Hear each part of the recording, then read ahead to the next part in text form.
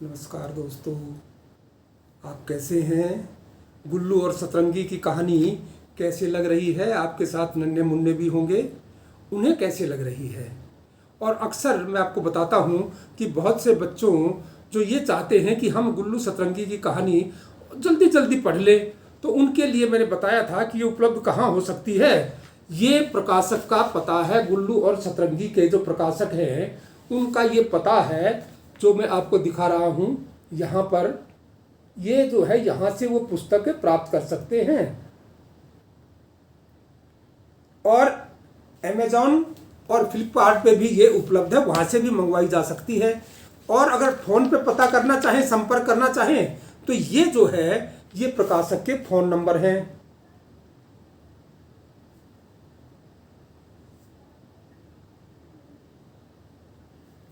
इनसे भी पुस्तक के बारे में पता किया जा सकता है। तो आप जैसे सुविधानुसार पढ़ो। हम तो आपको सुना ही रहे हैं, प्रतिदिन एक चैप्टर, आपको एक कहानी का एक जो पाठ है उसका रोज जो है हम वो कर रहे हैं वाचन। तो आप जो है उसको पढ़िए और अगर जल्दी है तो इस पुस्तक को उस तरीके से मंगा लीजिए। तो हम जो है इसके पिछले बार जब चर्चा कर रहे थे तो इसका पाठ था जिस पे हमने आकर रुक गए थे, वो था 31 पाठ। 31 पाठ में हमने देखा कि विष्णु और हरि ने मुखिया के छत पर जाकर टंकी के वाल्व को निकाल दिया, जिससे छत पर पानी फैल गया और घर में लगी आग बुझ गई। आज हम अगले पाठ पर चर्चा कर रहे हैं। पाठ है 32 नंबर, और इसका 32 संख्या जो पाठ है ये मैं आपको पढ़कर सुनाता हूं। गांव की चौड़ी गली के नुक्कड़ पर मेवाराम पंसारी की दुकान है। कहने को तो मेवाराम पंसारी है, पर वह दुकान में फल सब्जी से लेकर दाल चीनी तक सब रखता है। कर्णपुर में वह गांव के मध्य में उसकी दुकान है। कर्णपुर में कुल 3 ही दुकानें हैं। मेवाराम की दुकान जो है वो गांव के बीच में होने के बावजूद कम चलती है, कारण उसके भाव सबसे अधिक होते हैं तथा तोल में माल हमेशा कम होता था। केवल वे ही ग्राहक मेवाराम के पास पहुंचते जिनके पास या तो दूसरी दुकान पर जाने का समय नहीं होता अथवा बीमारी इत्यादि के कारण जो दूसरी दुकानों तक जा नहीं सकते थे। इस बात को मेवाराम भी जानता था, इसलिए जो भी ग्राहक फंसता वह उससे पूरा मुनाफा वसूलने की कोशिश करता। बाकी दोनों दुकानें गांव के अलग अलग छोरों पर थीं। एक दिन सविता ने उपवास रखा। गुल्लू और राधा स्कूल गए थे। विजयपाल खेत में था। उपवास खोलने के लिए सविता को फलों की जरूरत पड़ी। उसने बिल्लू को 20 रुपए दिए और दुकान से फल लाने को कहा। मेवाराम की दुकान नजदीक थी।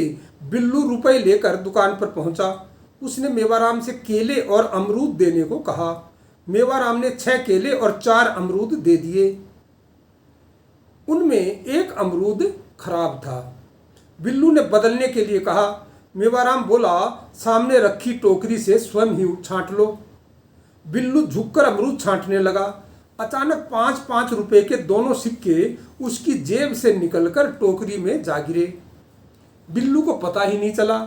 मेवाराम ने सिक्कों को गिरते हुए देख लिया, पर वह चुप रहा। अमरूद केले लेकर बिल्लू पैसे देने लगा। जेब से सिर्फ 10 रुपए का नोट बचा था। 5 रुपए के दोनों सिक्के कहाँ गए? बिल्लू हैरान था। उसने भली भांति याद था कि घर से चलते समय 10 रुपए का नोट और 5-5 रुपए के 2 सिक्के लेकर जेब में डाले थे। रास्ते में भी कहीं नहीं रुका। फिर रुपए कहाँ गिरे उसे कुछ समझ नहीं आया। उसने मेवाराम से कहा, चाचा, मेरे 10 रुपए यहीं कहीं गिर गए हैं, आप सामान हटाकर देख दो तो मेहरबानी हो। देखो बरखुरदार, अभी तो सब कुछ तुम्हारे सामने है। तुम्हें रुपए नजर आते हैं तो उठा लो।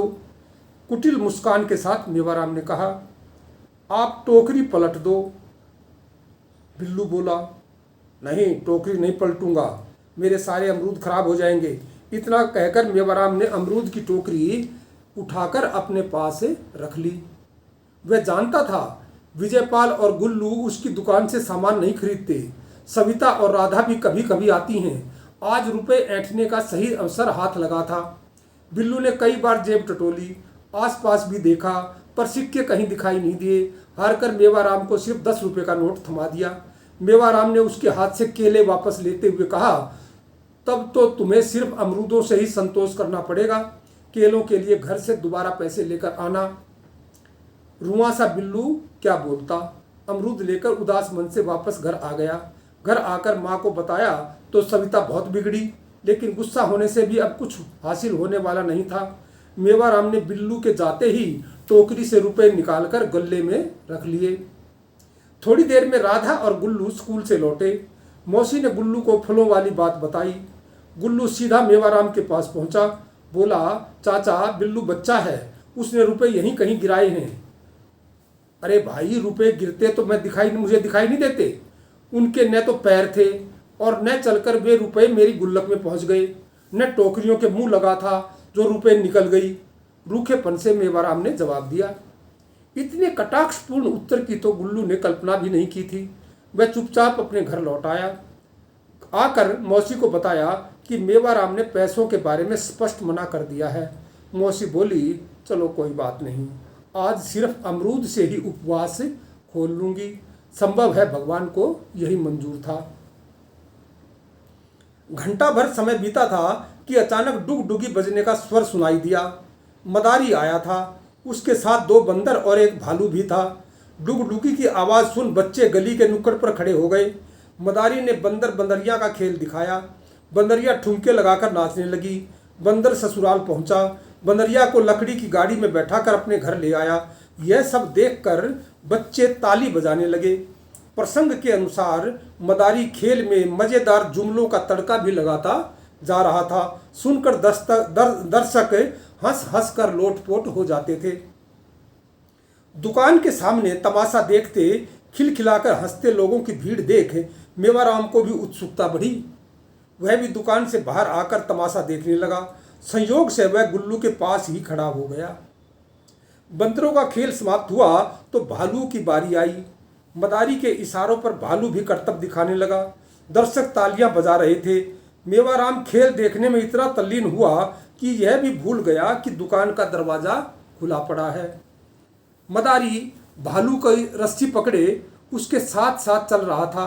बंदर बंदरिया दोनों एक ही रस्सी से बंधे थे। मदारी को भालू के साथ व्यस्त देख उन्हें थोड़ी फुर्सत मिल गई। यकायक उनकी नज़र सामने दुकान पर पड़ी। दुकान में केले एवं फलों की टोकरी देख उनका मन ललचाया। लोगों से नजरें बचाकर दोनों चुपचाप दुकान की तरफ बढ़े और पलक झपकते ही केलों के 3 गुच्छे बाहर खींच लिए। खींचतान में एक गुच्छा छूटकर गुल्लू के पैरों में पास आ गिरा। आहट सुन गुल्लू ने नीचे देखा। पैरों के पास केले गिरे देख उसने झुककर उठा लिए। खेल खत्म हुआ। गुल्लू के हाथ में केले देख मेवाराम को हैरानी हुई। पूछा, गुल्लू तुमने ये केले कहाँ से लिए? गुल्लू बोला, चाचा मुझे नहीं पता केलों के पैर लगे हैं या नहीं, पर ये केले स्वयं चलकर मेरे पास आए हैं। ऐसा कैसे हो सकता है? मेवाराम चिढ़कर बोला। गुल्लू बोला, मैं तब से आपके पास ही खड़ा हूँ, कहीं गया नहीं। अब तो आपको मानना ही होगा कि केले ही चलकर यहाँ तक आए हैं। तभी मेवाराम की नज़र बंदरों पर पड़ी। बंदर अभी भी मज़े से केले खाए जा रहे थे। हड़बड़ाकर मेवाराम ने दुकान की तरफ देखा। रस्सी पर टंगे 4 गुच्छों में से केवल एक गुच्छा बचा था। क्रोध से आग बबूला हो मेवाराम डंडा लेकर बंदरों की ओर दौड़ा, परंतु जैसे ही बंदर ने घुड़की दी, मेवाराम डंडा छोड़कर वापस भागा। अपनी दुकान में जा घुसा।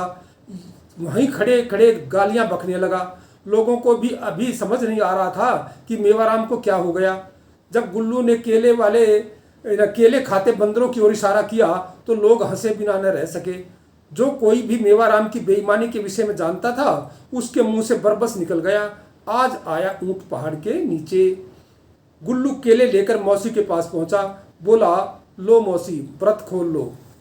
अब केले कहाँ से लाए गुल्लू? मौसी ने आश्चर्य से पूछा। हंसते हंसते गुल्लू ने सारी घटना कह सुनाई। मौसी को भी हंसी आ गई। बोली, जा बेटा, उसका गुच्छा वापस देकर आ। अनुचित तरीके से प्राप्त फलों से व्रत नहीं खोला जाता। बंदरों ने उसके केले खा लिए, समझो उसके पाप धुल गए। गुल्लू गुच्छा लेकर मेवाराम की दुकान पर पहुंचा। लो चाचा, तुम्हारे केले ज्यों के त्यों वापस कर रहा हूँ। मेवाराम को बहुत आश्चर्य हुआ। गुल्लू हाथ आई चीज़ वापस करने आया था जबकि उसने पता होते हुए भी बिल्लू उपवास खोलने के लिए फल ले जा रहा है बेईमानी की। उसे आत्मग्लानि होने लगी। उसने बिना अधिक सफाई दिए 5-5 रुपए के दोनों सिक्के गुल्लू की हथेली पर रख दिए। तो दोस्तों, यहाँ पर हमारा 32वां पाठ समाप्त हो जाता है और कल हम 33वें पाठ पर आएंगे, उस पर चर्चा करेंगे। आज के लिए इतना पर्याप्त है। नमस्कार।